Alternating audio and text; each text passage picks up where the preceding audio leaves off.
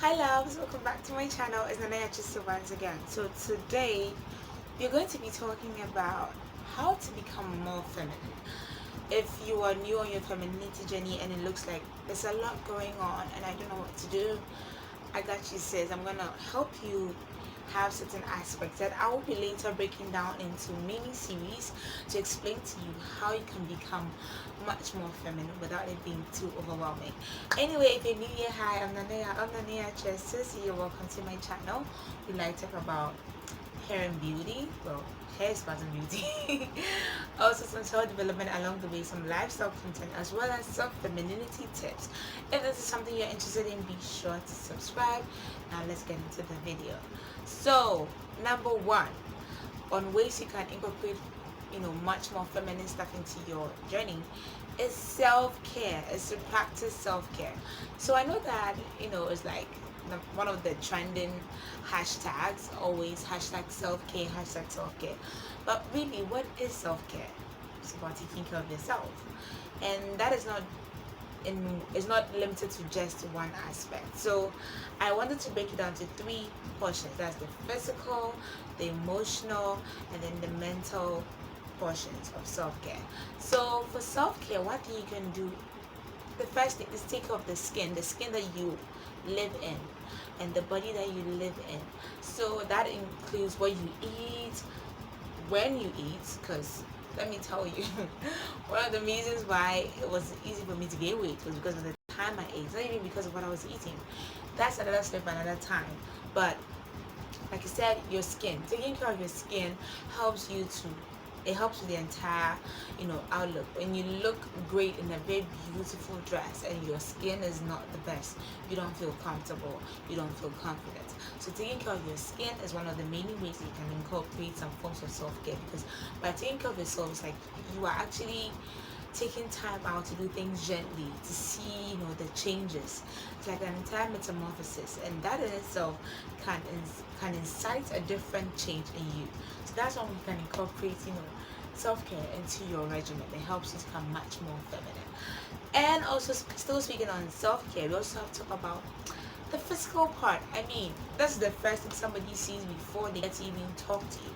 It's when you walk in the room, how do you look? Unfortunately, we as humans, we are very, very judgmental when it comes to aesthetics. We judge people whether or not they're going to be good people or bad by the way they look. Just like that. Looks are important. As much as you might try to be like, we are not that shallow. The truth is, nobody walks around with an x-ray vision. Looks are important. As much as what's inside is important, so is what's on the outside. So yes, you have to take care of yourself. Your hair, your makeup, your clothes, everything has to be good.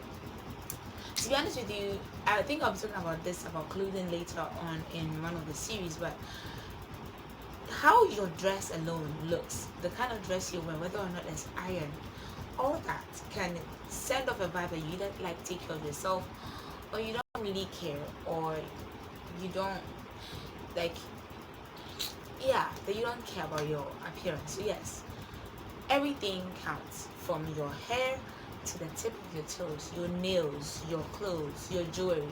Everything about your physical appearance sends a message.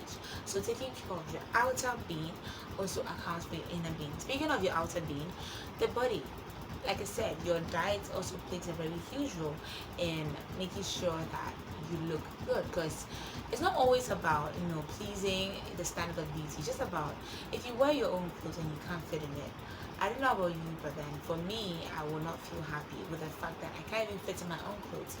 It's discouraging. So if you should always make sure that you are at a weight you are comfortable with, whether that is being a size 0 or a size 18. As long as you are confident and you're comfortable in that body, that is what matters. So make sure that you're taking care of your body as well. Then of course, we have to talk about our mental self-care. Cut off things that don't help you. Cut off people that bring toxic energy to where you exist. Because let's be honest, sometimes when you are embarking on a new journey, you do face resistance. That's something that occurs every time any form of change has to happen. There has to be resistance, because like Newton's third law, for every action there is an equal and opposite reaction. So the moment you decide I want to be on a positive journey, guess what? You're going to get an equal and opposite reaction of negativity coming towards you. And when it comes to those, you have to be prepared. You have to make room and find ways to get those things out of your life, because they can slow you down and sometimes they can even deter you from your journey. So yes, both the mental, physical, and emotional self-care is all important. Okay, major point number 2.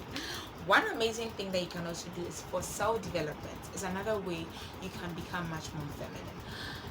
Personally, on my femininity journey, one of the things that I do to develop myself is reading and learning from other women, is learning from other people, even from some men, because some men have written some very amazing books on exploring your feminine side based on their scientific backings and all that, also based on societal stuff. Also, the Bible also has some very great references. Like I said, I will be doing an entire disposition on the women in the Bible who are considered very feminine and how they use their femininity to upgrade themselves to become better women in society. So yes, one important thing is to develop yourself. Don't be afraid to learn new things. Don't be afraid to try new things. So if maybe there's this new hobby you're unsure of, just give it a try. By learning how to learn new things, you know whether I like this, I don't like this makes me feel this way, this makes me feel that way. So yes, as a woman who wants to be much more feminine, you should be ready to self-develop. Be ready to put yourself out there and learn new things. Okay, number 3, you should develop some feminine hobbies.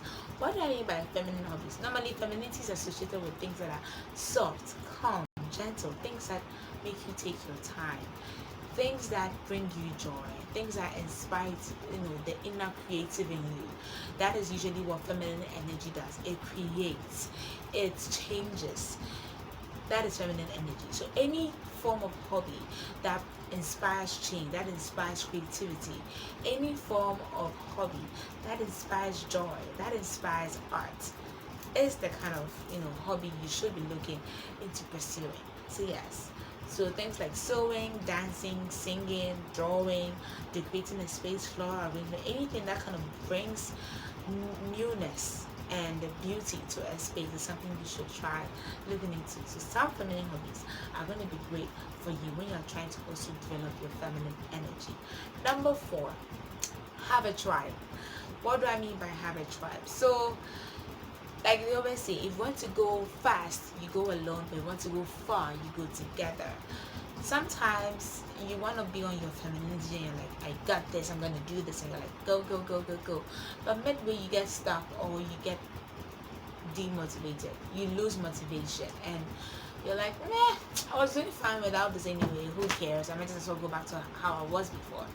That is why it's important to have a tribe. When you have a circle of female friends who are also on the same journey as you or a similar journey as you, if you have feminine mentors who mentor you to become better you, a better you, people that you can learn from. Sometimes you don't even have to talk to them. You don't even have to be people you know personally. On YouTube here, I have amazing feminine mentors that I'm learning from each and every day. I will be linking their names on the screen as I remember them. So yes, you should have certain feminine mentors. You should watch the most feminine people in your life. See how they behave, see how they act. See if there's anything you can learn from them. Like I said, as part of your self-development, you should be willing to learn. But it's also important to also have a tribe. When you have a tribe, it's easier to learn from them as well. It's easier to participate in having certain feminine, hobbies and stuff like that. So these are my few tips on how to incorporate certain things in your life to make you much more feminine. I will be doing some more topics on these and breaking them down into your clothing, your makeup, your hair, stuff like that. If this is something you want to see more of, make sure you give this video a thumbs up. It lets me know that you want me to continue this femininity series with you and share with you what I'm learning along the way. So if you also have any video requests, kindly leave them in the comment section. I will make sure that I attend to it. As always, NanaYaa Tresses, be sure to subscribe, and I'll see you in my next video.